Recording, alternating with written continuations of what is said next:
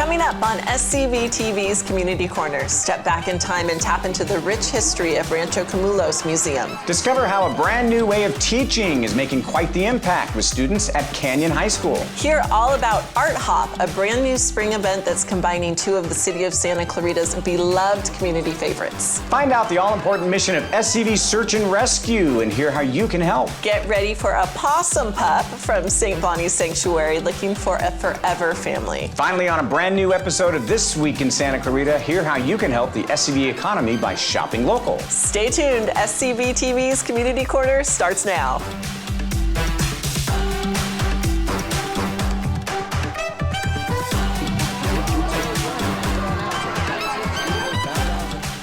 Welcome back, Santa Clarita Valley, to SCVTV's Community Corner. I'm Carrie Lujan. And I'm Dave Caldwell. The show is all about Santa Clarita, the nonprofits, the local schools, the great city that we live in, and we always appreciate it when you share part of your day with us so we can bring you a little bit about what's going on in Santa Clarita. And if you're anything like me, you received your Seasons magazine in the mail last week, and so this is the time to start thinking about what are you going to be able to do?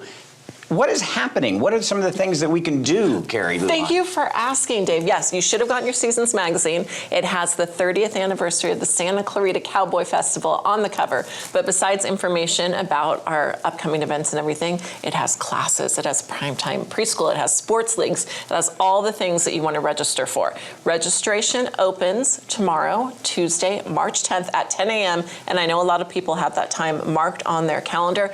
We recommend this go around. Make sure you log in. Log in today, log in right now, make sure your credentials work, make sure your credit card is up to date. Dave, I know there's a lot of classes you're interested in taking, and we want to make sure you get in spice making, if that's what you want to do.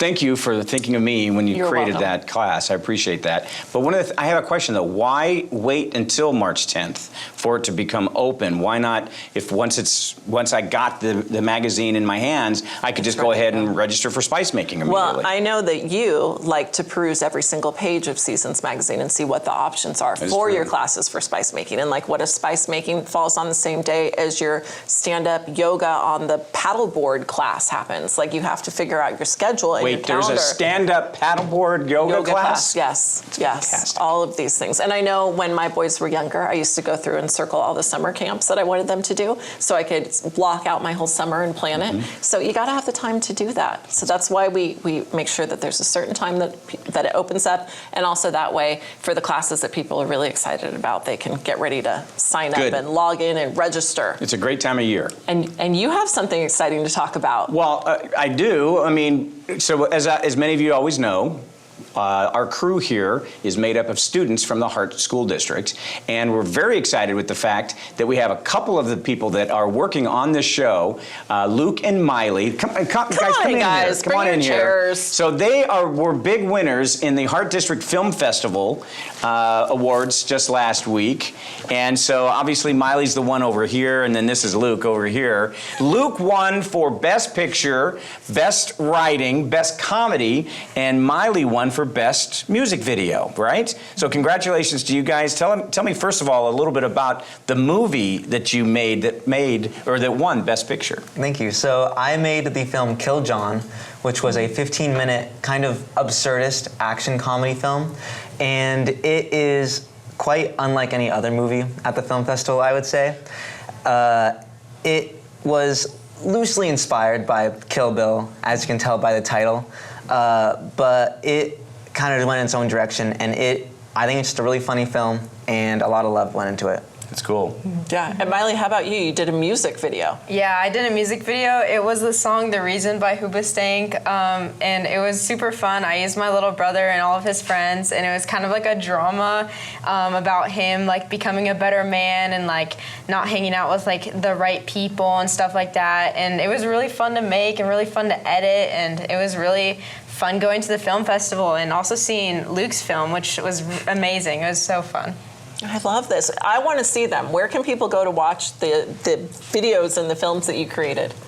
So first of all, you could go to the Hart District Film Festival YouTube channel, which has the live stream that has all of the films that were submitted. And I highly recommend anyone goes and takes a look at that, because there were a lot of just amazing competition.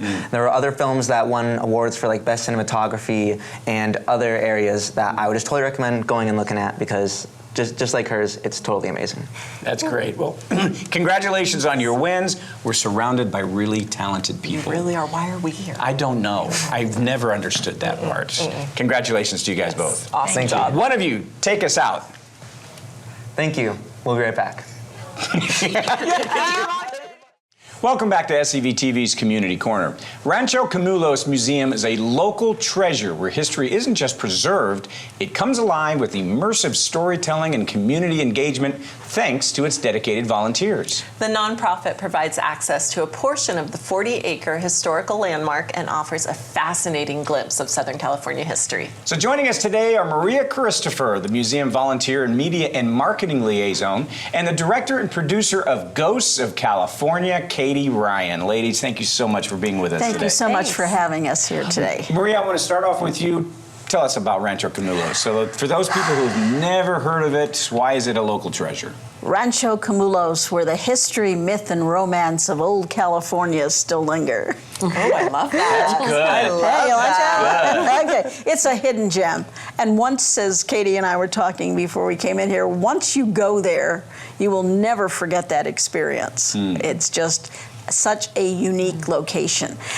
The Rancho Camulos Museum is a 501c3 organization that was formed after the 1994 earthquake, when the historic buildings on this 1,800-acre private rancho called Camulos Ranch were severely damaged in the earthquake. People interested in historic preservation came together, and basically Rancho Camulos became Rancho Camulos National Historic Landmark, the only National Historic Landmark in Ventura County. There's a few in Santa Clarita, as you know, the Pico #4, and of course now the St. Francis Dam is a monument. But anyway, Rancho Camulos is basically what remains of the original Mexican land grant called Rancho San Francisco, which was a 48,000-acre land grant to the Del Valle family way back in 1839. And it went basically, it was the San Fernando Mission Lands, and it went basically from what is now the Newhall Pass to the Piru Creek. So essentially included most of what is now Santa Clarita. So we're kind of course, Native Americans were here there before that, but we're kind of the origin story for Santa Clarita. And what's really cool is part of this year's Santa Clarita Cowboy Festival, and many years in the past, people can go on a tour. Tell us more about that, when, where, and the details. Yes, well, that's part of, probably since, I think it was about 2003, we have had a partnership event the Friday of the Cowboy Festival weekend. And traditionally we call it California Fiesta de Rancho Camulos. Mm-hmm. And we focus on the vaquero history. So over the years, usually it's been a concert and a barbecue and of course our signature event, which are the docent-led tours. You get to see the historic buildings, some of which date back to 1853. Our newest building is almost 100 years old.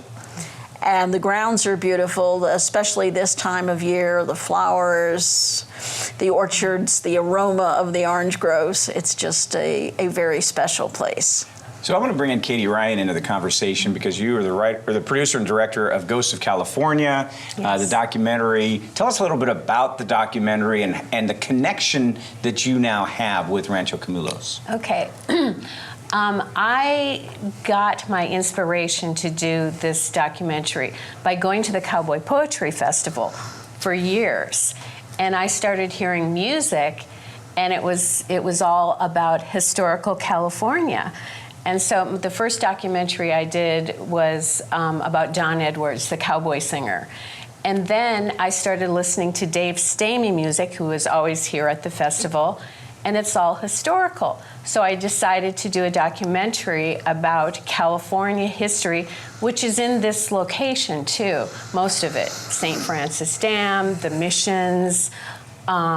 There's 7 chapters in all. I bit off a lot. And it's just apropos that we're showing it at Rancho Camulos because it's a historical documentary. And what a perfect place to show it, in the schoolhouse there, because that is really inspiration that gave this to me, and now we're here showing it for the kickoff of the Cowboy Festival. So I have to ask, it's called Ghosts of California. Yes. So is it ghost stories or is it just about the past? It's about the past, about people who didn't really have a voice and probably are not in history books. Some are, but a lot of them were not. So we're just giving them a voice, and so they're the ghosts. In essence, it's about the spirits of the people who built California Yeah. and had significant roles in the history. So it's a perfect match, really, for it Yes. to be Yeah. over Yes. at Rancho Yes, Camulos. definitely. And Maria, I wanted to ask you too, because there's so many volunteers and volunteer opportunities at Rancho Camulos. Tell us a little bit about some of the Yes. things that people can do to get involved. Well, I think just expand a little bit on the background and focusing on what volunteer opportunities there are.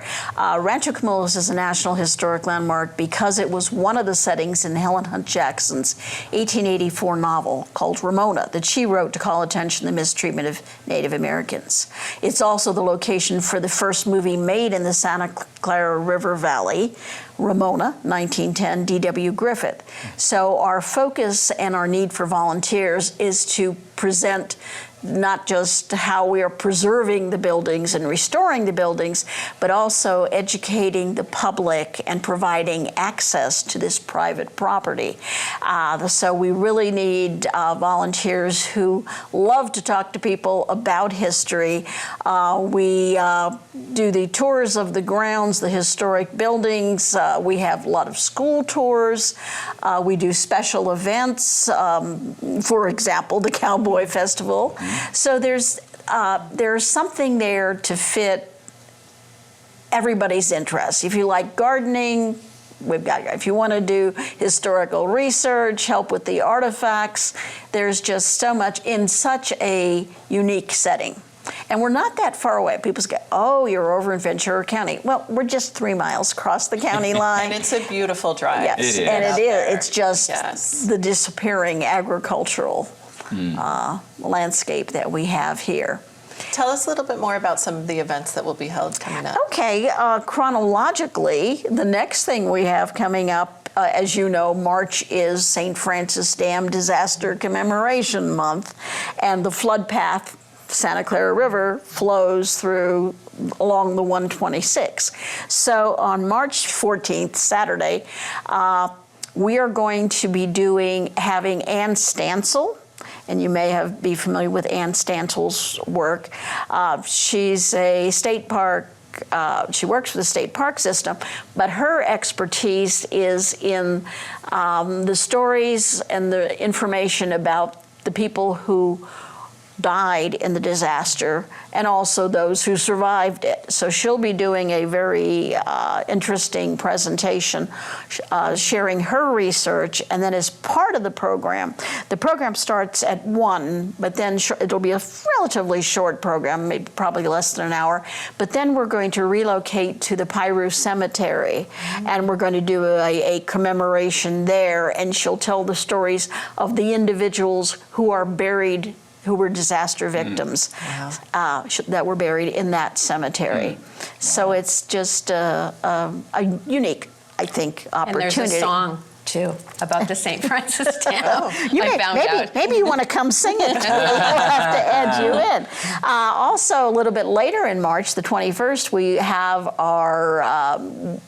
we have occasionally an activity called Tea and Tours, where our current site manager, who is the granddaughter of the Rubles who purchased the property in 1924, she makes some of the family recipes, and in the beautiful gardens we have a nice little tea, and of course the special docent-led tours that that we do.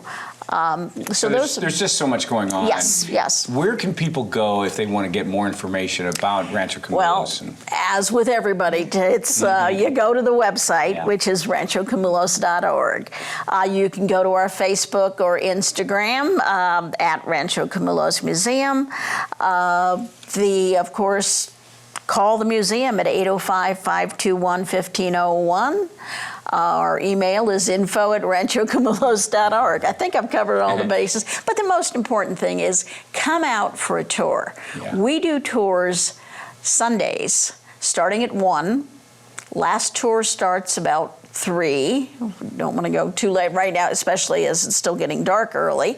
And take the opportunity to learn about the place, because and we have the tours on Sundays because we kind of like concentrate on that particular day and make people, Sunday drive out to the country and stop by Camulos.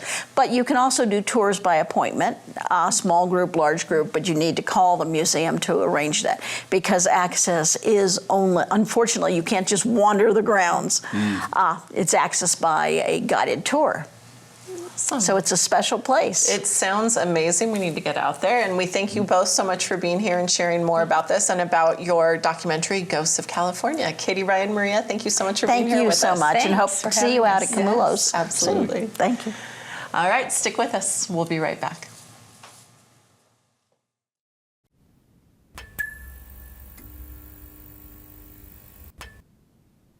Welcome back to SCVTV's Community Corner. A new revolutionary approach to teaching is seeing a boost in math scores and student engagement. Building thinking classrooms. It's a complete shift in the traditional way of learning, enhancing the way students think, solve, and more importantly, create solutions together. Joining us today to walk us through how the curriculum works are Victoria Robinson, Canyon High School's Math Department Chair, and Canyon High Principal Shelly Holcomb. Ladies, thank you so much for being with us today. Thank you for having us. Thank you for having us. This is great. So Victoria, I'm going to start with you. What is building thinking classrooms? Just like you said, it's a totally different way to approach a classroom. You can have it in all sorts of subjects, but we're running it in math right now, and it is training students how to think, how to problem solve, how to work together, and it's taking them from the traditional setting where they're mimicking what a teacher does and learning how to copy it and then reproduce the exact same thing over and over. And now we're taking them and we're training them how to think and solve problems they've never seen before. So are you showing them first? Are you giving some instruction first on what to do, and then putting them up to a whiteboard? That's a very common question, because a lot of teachers wonder about that too. You don't want to just throw them to the wolves. Go figure it out on your own. I'm not going to teach you. No. So definitely, we start them off with their basic skills that they do know, and part of the work that a teacher has to put into it, figuring out how to thin slice the little steps to get them where we want them to get to. So we have some video right now, and so if you could, please help us step through it.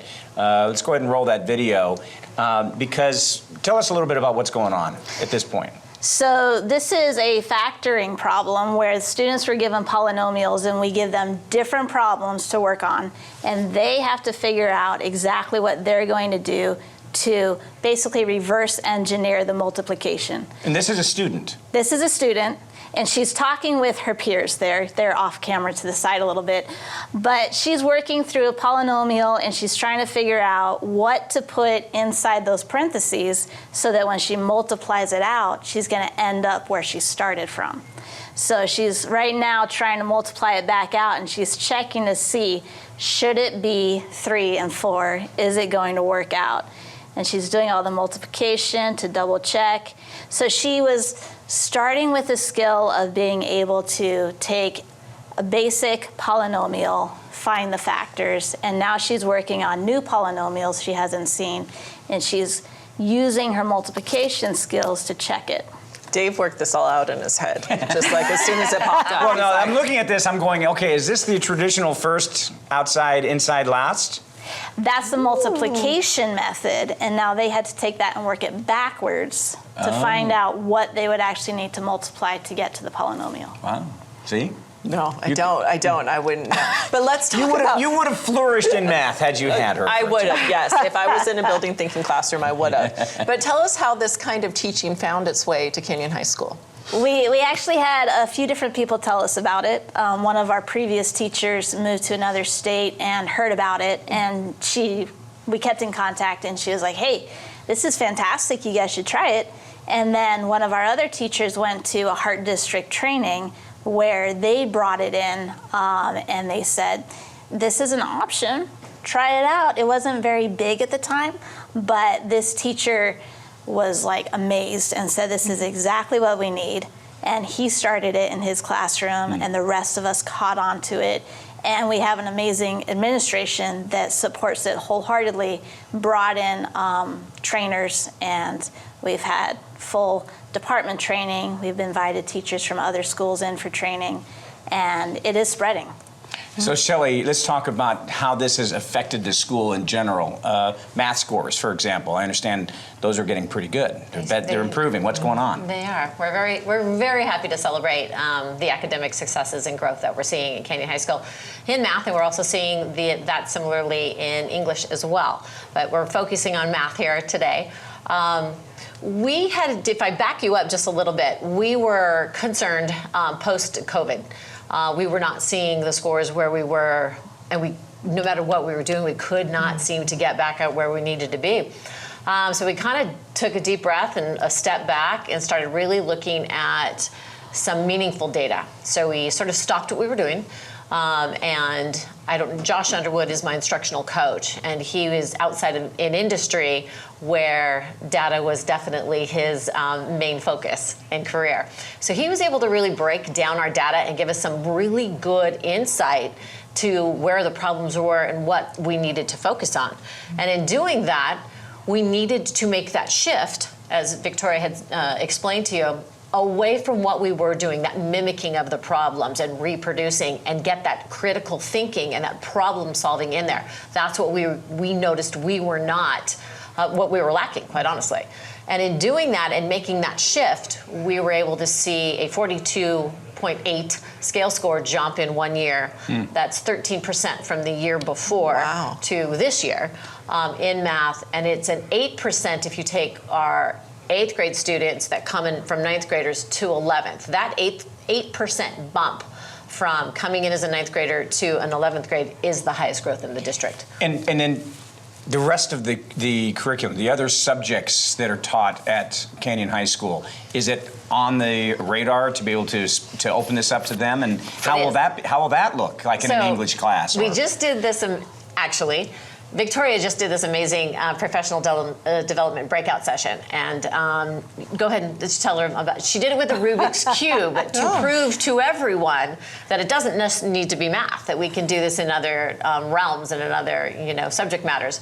So she used a Rubik's Cube example, and I happened to be lucky enough to be in her breakout session, and boy, those English teachers were just like having this conversation about how they were going to figure this out, and everybody was just really involved. And when they were leaving there was quite a few requests for some additional training, quite a few requests for those whiteboards being put into different classrooms. So you want to? Yeah, Peter Liliadal, he is one of the main brains behind this method, and him and his team are looking at researching how to implement it into other content areas, and they have done a lot of work getting into schools and running certain classes with it and trying to show English teachers, history teachers, science teachers, this is how you can implement this in your class too.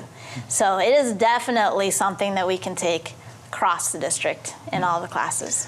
Change can be hard. Has there been any pushback to this new process? Well, it's a lot of work. It's a lot of work, and that can be hard. But one of the things that teachers see, especially when they do really jump in and get on board with this, it's so much more fun. So your day is filled with just fun, and the students are engaged. Yeah, we've got the point jump, but even if we didn't have that, I would still do this because it's so much more fun, and the students are engaged like they never were before. They're not falling asleep. They're not asking to go to the bathroom all the time. They're actually in class and they're talking to each other. They're making friends, and they're learning the math, and they're practicing it, and you can see they know what they're doing now. The pushback comes initially when teachers see this is a lot of work. It's a complete change. I'm not teaching my lessons the way I used to be. I have to put a lot more work into it. Students are like, what? I have to get out of my desk and go talk to people and actually work on stuff? So yeah, there's a little pushback there. But overall, once they get past the barrier of this is different, it's change, they're like, oh, actually, I really like it. This is cool. Let's keep doing it. What do you hear from parents about this? Yeah, we've received some pretty nice accolades, actually. More like from parents being relieved, happy that their children are happy in math class, that they're engaged in math class, that there's no struggle over the homework, that the kids, understand it more, and they're more engaged. And we've seen a lot. Whether it's been emails or people coming up and speaking to us or things along those matters, that definitely it's making a difference. Even when we speak to the kids about it, their attitudes have changed. At first, to Victoria's point, they're like, no. But I have the privilege of walking into numerous classes on a regular basis, and I was an English teacher, so when I get to walk up to a math, problem, and I'll just say, hey, tell me what you're doing. Like, explain it to me. I don't understand. Like, one, what are you trying to do? And two, how does that look like? And then they'll tell you right now, well, she doesn't think we should do it this way, but we could do it this way. And they're actually having these engaging conversations, which is just amazing. And you can see the critical thinking happening. It's great. Yeah. That's amazing. If people are watching, they want to find out more, where can they go for more information? You can go to Building Thinking Classrooms, search it on the Google, and it'll come up. You'll find it. There's a lot of information out there about it now. And the Hart District has held some trainings as well. We've held them at Canyon to come over and watch them, and so it's there. It's available. It's out there. It sounds like it's probably going to be spreading out to all of the schools. Yeah. Yeah. She's very popular. This is her, she's on round 2 of her media tour. And a lot of people have asked to come and watch them, in action. When you find something that works and it's fun, why not? Yep. Yeah. Victoria Robinson and Shelley Holcomb from Canyon High School. What is it? Building Thinking Classrooms. That's what it is. There you go. Thank you both so much for being with us and explaining it all to us. Thank you. Stay with us. We'll be right back.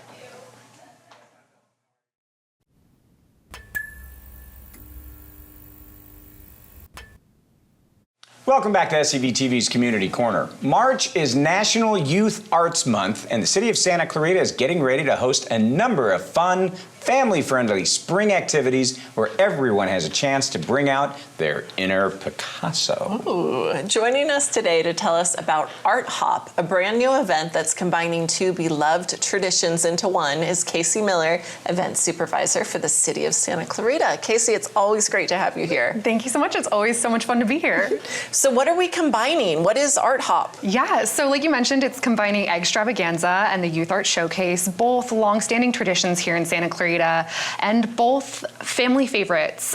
So what we've done here is combine the best of both worlds into one springtime festival that'll become a new tradition here for Santa Clarita. Extravaganza includes an egg scramble, which we've brought into the Art Hop, so you'll be able to enjoy that, and I'm happy to share more details about how a little later on. And Youth Art Showcase with our Youth Art Gallery, our live performances, and just hands-on creativity everywhere you look. So it's really sort of springing into fun, springing into creativity, and doing that with a little bit of with an egg flair. Ooh, I love an egg flair. We just set our clocks. We sprung forward. We're going into spring. See what she's doing there? She's got some talent there. It's very timely. It is. Why combine the events? What's the logic behind that? What was the goal? Yeah, absolutely. We really wanted to streamline our resources. They're both labor of love, and we wanted to make sure that we're serving our community as best we can. We're always evaluating our events to make sure that they're meeting the needs of our community. Extravaganza is one of those events that happens really fast. There's eggs all over a field, and you go, you scramble, you collect them, and you go home. And there's really not a lot of community connection beyond that. Youth Art Showcase, on the other hand, is a bit of a longer event that had lower attendance. So we're hoping that combining the 2 events, we'll be able to celebrate creativity in a bigger way, bigger visibility for our youth performers and youth artists, while also having that still springtime fun tradition of the extravaganza. And it is the perfect combo for spring. You mentioned youth performances. What is that? Yeah, so we have a performing stage that'll be taking place in front of the ranch house at William S. Hart Park, which is where the event takes place. And we've got local youth performers that will be taking the stage. So performers include the Santa Clarita Youth Orchestra, include Everyone Project. They bring out their performing group. We've got our Newhall Community Center Ballet Folklorico coming out, and mariachi. So a lot of different performers that you'll be able to enjoy throughout the event. What are some of the activities around the youth arts part of it? I mean, chalk art? Yes, yes. Okay, good. That's chalk always fun. art, so fun. So chalk art, we're hoping too that people will get creative, create their own chalk art, maybe some hopscotch, playing into the hop theme of the event. But we also partner with local arts nonprofits to provide some hands-on activities. So the Art Tree will be doing some live painting. They have still life painting that you can come and paint from life. Santa Clarita Artists Association is bringing out some plein air painters, which is open air painting, so you can watch a demonstration and get hands-on with that. And then just some other crafts that you can take with you, make with your family and enjoy. So a lot of creative opportunities there. Yeah. What about some games and maybe like races or competitions? What are you guys going to have for that? Yes, it's not a festival without a little friendly competition, Yes, in my opinion. agreed. So we have a spring play zone where you can play on our bunny trail obstacle course, which our youth sports team is helping us facilitate. Fun. Yes. I would beat you in that. I believe Challenge accepted. You guys heard it here. Come on out to Hart Hop and watch the competition unfold. We also have a sack hop race, again playing into the hop theme of the event. Brilliant. Sack hop. Yeah. Yep. Yeah. Egg spoon races, just some of those field games that you're used to that your kids will enjoy, and that you can challenge them, maybe pit them against each other, or go up against one another in a really fun way. So those are some of the things you can look forward to in that space. Did we talk about when it's going to be? Yeah, no, we just jumped right into the fun. I just realized, wait, when is this? Yeah, so you mentioned Youth Art Month, which is part of the celebration, which is all throughout March, but this is taking place on March 28th to kind of close out Youth Art Month for the city of Santa Clarita.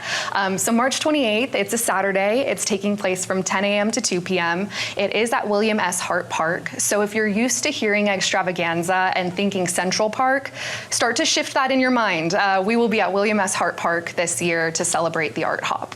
And one of the benefits of being at Hart Park is you can also do a community hike on one of the beautiful trails. That's right. I'm so glad you mentioned that. Our outdoor recreation team is hosting a guided hike at 10:30 to kick off the event. The hike will be open throughout the entire event, and there's a community mural that you can add your mark to as part of that community hike. So really fun way to get active and also get creative at the same time. So how many submissions have there been for the youth art hop contest? Yes, we received nearly 100 submissions. Wow. I know, so 98 is the exact number, but it is a curated contest, so we will have a first, second, and third place winner, which is yet to be announced. But on our performing arts stage, our youth contest winners will be awarded those prizes. Can people go like to the website or something like this to go look at the entries, or where are they going to be available at the event on March 28th? Yes, so our youth entries will be available for view at the Art Hop on March 28th. And if you're not able to make it, which you really should come. It's going to be a really fun event. The gallery will be extended at the Newhall Library, the Old Town Newhall Library, for an extended viewing throughout the spring. So those student artworks will be showcased throughout the spring. Perfect. Where's the best place to park when you're coming to Art Hop? Absolutely. If you're familiar with Old Town Newhall, you know that's always the question. We have an amazing parking structure at the opposite end of the street, so you can stroll on down to William S. Hart Park from there. We also have a shuttle service that we've scheduled, so park at the Newhall Community Center, and an ongoing shuttle will be riding to the park throughout the event. We're also encouraging people to bike to the event. We do have a free bike valet and really amazing paseos and bike paths throughout our community that you can, again, get active and head on over there. Otherwise, Parking is limited at Hart Park, so plan to arrive early, plan to carpool, take our amazing Santa Clarita transit system. There's a couple nearby bus stops that you can utilize, and we have all of that linked on our website. What is the website? Where can people go for more information? Yes, for more information, please head over to santaclarita.gov/arthop. And as always, follow us on social media at City of Santa Clarita and City of Santa Clarita events. Perfect. Casey Miller telling us all about Art Hop. Thank you for being here. Thank you guys so much. Happy as always. All right, stay with us. We'll be right back.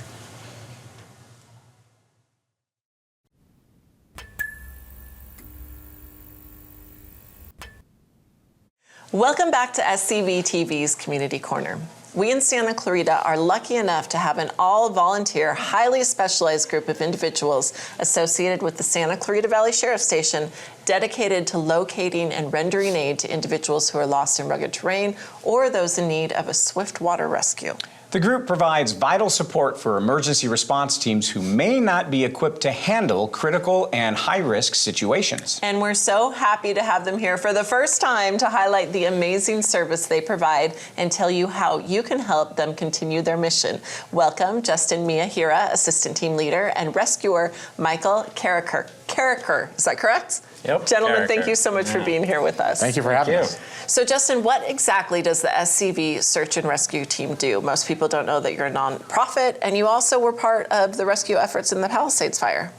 We were. So we're actually a nonprofit, 501c3, and we provide augmented services for the Sheriff's Department. So if there is a rescue that includes rope rescue, high angle, someone that's lost or overdue as a hiker, we have specialized training that we go through and provide the services needed to help aid the Sheriff's Department.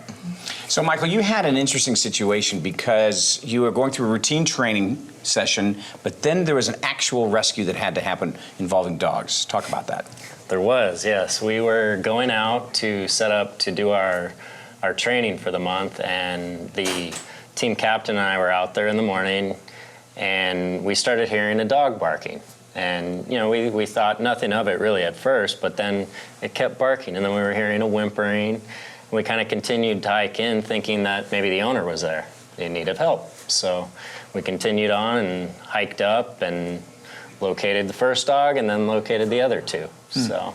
And that story went viral. I saw that all over social media. That story went all over. That was wild. Yeah, yeah. So Justin, tell us, if someone's hurt, if someone's trapped, if someone's lost, how do we get you guys versus the fire department or the sheriff's department? Who decides when you're activated? So you just call 911, and then from the sheriff's desk, they will dispatch us out, and we carry pagers. We're available 365 days a year. My pager's right here on my hip, so we're live right now, but if there's a rescue, we're out of here. Oh, wow. Michael, you brought a lot of gear in with you. This is part of it. And then the interesting thing, though, is that you guys, like Carrie mentioned early on, you're not funded specifically. So this is all something that you either have to pay for out of your own pocket, fundraise. What do you have here, and what are the needs funding-wise that you have for the organization? So I'll talk about the gear. I'll let Justin talk about the funding.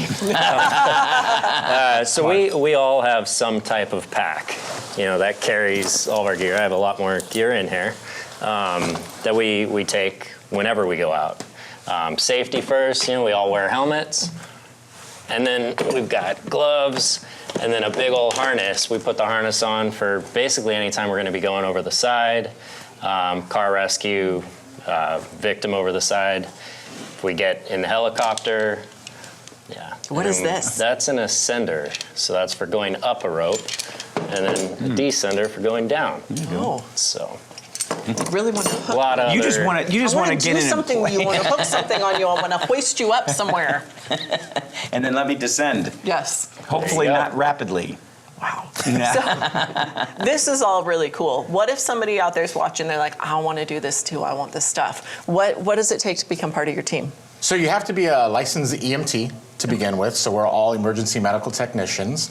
Then you have to go through the interview and hiring process with the Sheriff's Department, go through backgrounds, and then there's a rigorous training program that you'll have to do once you're selected to be a trainee on our team. Mm-hmm. And then it usually takes about a year to a year and a half to be a fully certified member. Wow. So I'm curious about, because both of you are volunteers, why? What was it about this organization that made you go, I want to get involved in this, and I really want to dedicate a lot of time, be on call, 24, 365. Why? Yeah, I asked the same question to myself. Why? No, it's really to help out the community, right? And I live in the Santa Clarita Valley. I've lived here for almost 15 years, and it's a way for us to do a little bit more to give back to people in need. Again, we're highly trained and specialized, so there's a lot of different scenarios that we're actually activated in that most people don't even realize. A lot of people just assume we're deputies and law enforcement, but with the specialized training, we really do help the staff out there to accomplish their missions with lost people, fire evacuations, fire departments tasked with putting out the fire during these big brush fires. We were actually tasked during the Eaton and the Malibu fires to do the emergency evacuations. So the fire's right there. We're door knocking and trying to get people out. We're also trained in fire shelters, fire behavior. So it's kind of an all-out, all-risk type of environment that we're trained in because we never know what to expect. Michael, I want to throw that to you. Why did you choose to become a part of this organization? Mine's not going to be as elaborate, but basically, I mean, I was always an outdoors person, and I wanted to help the community. I live here too. I've been here for the last 30 years, so I wanted to give back and do what I could. And we touched on it briefly. You guys are unfunded. So where does all of this come from, and what do you need to support your work? So it comes from the generous donors of the city locally. Sometimes these stories go viral and people want to donate. We've saved hundreds of lives, but it seems like the dogs is what people want to talk about. So. The dogs were it, yeah. But unfortunately, through the county, we are an unfunded line item. So yes, we have the black and white vehicles, we have the gas that's paid for us to get to the calls, but this equipment, it comes from donations. And it's not just equipment like this or cash donation. I mean, as I understand it, vehicles, you've got your newest Yes. vehicle is already 20 years old. That's correct. And Right. these vehicles go off-roading, they're 4x4 equipped, and that's how we get to help people. And unfortunately, our newest vehicle, like you said, is 20 years old. Mm-hmm. Wow. So if people are watching right now, they want to get more information, they want to donate, where can they go? We do have a website. It's scvrescue.org, and there's instructions there of how you can help or how you can come become a volunteer and help our organization. Our Instagram and Facebook has the QR code to donate. Perfect. Yeah. Justin Miyahira and Michael Carricker from the Santa Clarita Valley Search and Rescue. Guys, thank you so much. Thank you for what you do and for volunteering to help us, because sometimes knuckleheads will eventually, okay, I'll point it out. I haven't either, but you never know when it's going to happen. But Well, now we know who to call. we know who to call. Thank but we you. thank you for doing that. Thank you so much for for being having here. us. Thank you for having us. Thank you. Absolutely. Stay with us. We'll be right back.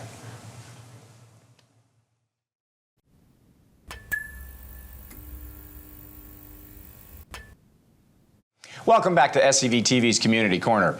Get ready to have your hearts melt, because we're about to introduce you to the most adorable pup ready for his forever home. Our friend Lauren Skiro, kennel manager for St. Bonnie's Sanctuary, is back with Aiden, a sweet little terrier mix who's ready for adoption, and he has the cutest little underbite. Welcome, Lauren and Aiden. Hi. Thank you for being with us today. Thank you for having us again. So tell us about Aiden. What's his story? Yeah, so we rescued Aiden and his sister Addison from the Palmdale Animal Shelter about 9 months ago. We got them in September. Yeah, they were brought in as strays, and they've just been amazing. He's such a sweet puppy. We absolutely love him. He's just so full of love, and he's just been really overlooked since we've had him, to our surprise. Is he good with other pets, children, all of that? Yeah, he's really social, so we have thrown everything but the kitchen sink at him. So he's used to being around big dogs, he's used to being around little dogs. We've even worked with him on cats. We don't have children at the facility often, but I imagine he would be amazing because he's just such a lover. He really gets along with everybody. Look at that smile. I love an underbite on a dog. Oh, it's so cute. So what kind of family or situation would he do best in? Well, he definitely is a playful pup when he is with other dogs, even though he's pretty settled right now. I mean, you really see that puppy energy come out, and he will just go, go, go and play in the yard. He does like toys. So I think a family with some older children to play and keep him active would be really good. He would be a really good dog for adventures, going to the beach, on a hike, things like that, because he definitely has the energy. So he's a really good mix of being able to settle and be calm, but also bring out that fun side when it's time. And I said it, you've said it, Yeah. we both said pup, but he's not a pup. He is. He's only 10 months old. Oh, 10 months old? Yes. Oh, okay, so he's still a pup. Still under a year old, so he's still growing and learning, and we just in the past 2 days have been working with him on sit, so I think he's really smart too if the right person wants to give him some basic obedience training, work on his leash skills. He wants to learn. He wants to like make you proud. He's ready for it all. Well, and you were showing us before, too. You've got some TREATSs. Yeah. I'm not going to say it out. Look, he's going, he knows how to spell now. Yes, but he loves to flop and give belly rubs to the staff ever since we've had him. They love to carry him around like a baby, even though he's getting a little bit heavy. He's just... But you had him sitting. You were able to get, you commanded You saw him. it. Yeah. Yeah. Right No, before we it's came like on. tummy rubs. Oh my goodness. He's just a big floppy boy. So how are things over at St. Bonnie's? Yeah, they're are you going guys great. at capacity? Do you have a lot of animals that need homes right now? Always. I mean, like most rescues, we're always at or over capacity. So we're still really focusing a lot on medical cases. That's always been a really big goal of ours. So whether it's treating like illness and disease that's picked up in shelter, or fixing like broken legs, or eye surgeries, things like that, we focus a lot of our energy on that. Spay and neuter, and then also animals that are just simply overlooked or have been in the shelter for a long time and are at risk. So, and even when they were at the shelter, they were overlooked for, I think, about 3 weeks, which again, we were just totally shocked and surprised by. And now he's been with us for a lot longer than we expected, but if anybody sees him and falls in love, I think he would make a great pet for somebody. Well, you can tell what a love he is. Yeah, he is. He is a good boy. Look at that. If people are already falling in love with Aiden and they're thinking, oh, okay, I'm going to bring him home, or any of the other animals that you've got over at St. Bonnie's, where can they go for information? Well, we have a website, which is langfoundation.org, so you can see all of our cats and dogs that are available for adoption on there. We're on all the social media platforms where we try to be as active as possible so people can see, the behind the scenes, the daily operations, or if we have puppies and kittens, you can really watch them grow and blossom into their adult selves. So those are the main ways to get a hold of us or see who we have. But you can always reach out to us via email as well, because I tell people all the time, we often will have animals that just haven't been listed yet. If you email us, let us know what you're looking for, or if you apply, we have often matched people up and basically made adoptions happen and never even listed the animal online. Yeah. We need to get Aiden a home. He's so boy. sweet. Oh, Lauren, thank you for being here again. so Thank you for welcome. bringing Aiden. Please, let's get him a home. Yes. Oh. All right, stay with us. We'll be right back. Good boy.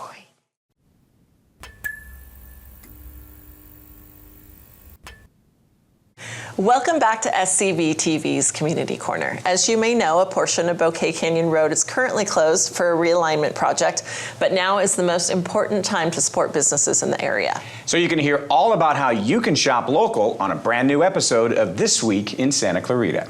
Hi Santa Clarita! Today we're here at Bouquet Plaza just past the Plum Canyon intersection, and I'm excited to show you why shopping local matters. This plaza has a little bit of everything, from self-care and great food to convenient everyday stops, all in one place. One of my favorite ways to support local is a quick stop at the neighborhood salon. Whether you need a fresh cut, color, a manicure, or just a little self-care time, Renovar Spa is a perfect way to relax, recharge, and treat yourself. Next up is Marcy's Sports Bar and Grill. With great food, friendly service, and plenty of TVs, it's a perfect place to catch a game, grab a burger, and hang out with friends. And while you're here, you can swing by Bouquet Plaza Liquor for a wide variety of party essentials and weekend get-together supplies. These locally owned businesses are powered by hardworking teams who show up every day ready to serve our community. Choosing to shop local right now makes a real difference for the small businesses that help Santa Clarita thrive. So if you're deciding where to grab a bite, watch the game, or treat yourself this week, think local. Marcy's, Renovar, Bouquet Plaza Liquor, and the other businesses here at Bouquet Plaza are open, accessible, and grateful for your support.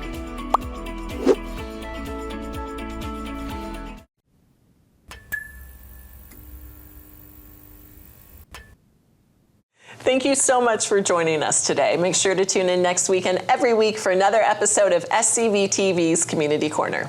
Check out all of our past episodes and segments at scvcommunitycorner.com or our Facebook at SCV Community Corner. Thanks so much for watching. We'll see you again next time.